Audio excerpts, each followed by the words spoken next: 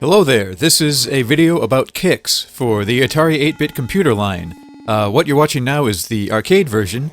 This game was released in 1981, made by Taito, and this footage I recorded from my PS2, from the Taito Legends 2 collection. I just want to do a quick comparison of the arcade to the home version, or a couple home versions, really. So if you're done looking at this arcade emulated footage, let's look at the Atari 5200 version. Now you can see, it's maybe chunkier looking, but they've retained much of the arcade look. The font for the score display is pretty close to the arcade, if a bit wider, and the Kicks logo looks like the arcade. I wanted to show this 5200 version to compare it to the whole point of this video, which is the Atari 8-bit computer version, and you can see how different they are. So finally, here's the Atari 8-bit computer version. And you can see right away, it really doesn't look anything like the arcade. One thing back in the 80s that always used to bug me is when games would just use the built-in Atari character set and not redefine it to have a font that looked more like the arcade. For some reason, it would just take me right out of the experience, and it still does. And in this particular case, it just kind of looks messy. The whole top part of the screen with the score display and everything just kind of looks crowded and cluttered to me. And you can tell how much farther away it looks from the arcade than Atari's own 5200 version. But that said, it is still a functional game. You can play it and it works, but it's not the greatest port of Kicks ever. In case you're not familiar with Kicks, the goal is to color in areas of the board while avoiding the Kicks, which is that swirly, colorful thing flying around the screen, and also the Sparx, which travel along the outlines of the shapes that you create. You've got two different draw speeds, the fast draw, which colors in areas blue, and slow draw, which makes areas orange and gives you extra points. Later on, you'll get boards with two kicks, and if you're able to draw a line that will split the board and separate them each on their own half, all your scoring on that board from then on will be doubled. And to complete a board, you have to color in at least 75% of the screen area. And as you can see, this Atari 8-bit version does all these things.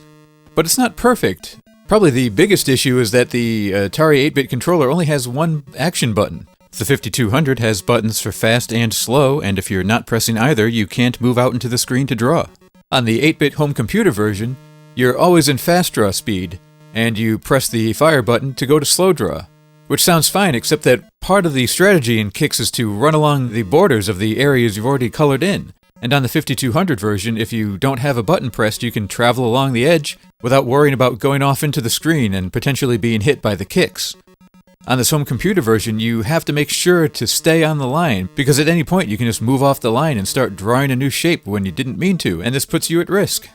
And sometimes you need to make sharp corners around an area you've already colored in, and it's just really difficult sometimes to stay on the line.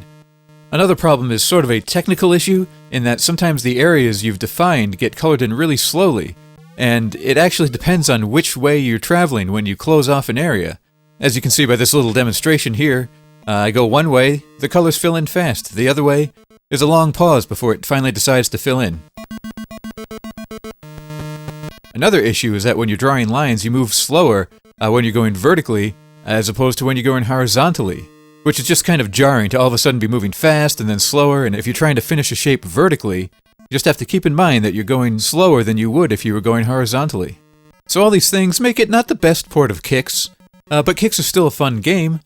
The graphics are a higher resolution than the 5200 version, though I still prefer the way the 5200 version looks, just because it is more reminiscent of the arcade.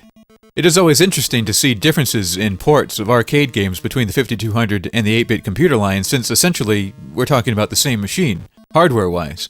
In this case, the 5200 version, in my opinion, is superior, but the Atari 8-bit computer version is okay. It's just these little issues that make it not the game it could have been. But it is the game that it is. And so you'll play it. Or not. But if you are playing it, you're playing it as it is. Because that's all it can be. So be like Kicks, and be who you are. That's a terrible way to end this video. But I'm going to do it anyway. Thank you for watching. We'll see you some other time in some other video.